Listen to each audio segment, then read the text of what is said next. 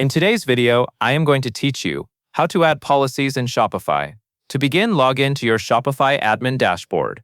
This is where you manage the main settings for your store, including checkout, shipping, taxes, and your store policies.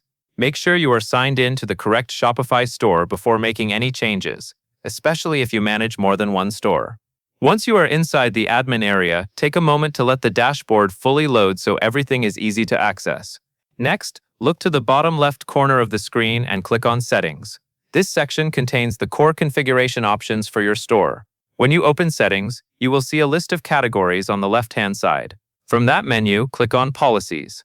This will take you to the area where Shopify allows you to create and manage the policies that can appear on your storefront and during checkout.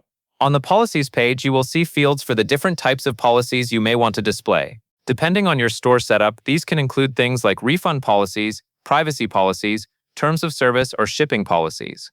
In each section, you can either type in your policy manually or use Shopify's generated template if that option is available. The template can be a helpful starting point because it gives you a structure to work from, but you should still read through it carefully and make sure the content matches how your business actually operates. As you fill out each policy, use clear and simple wording so customers can easily understand your terms.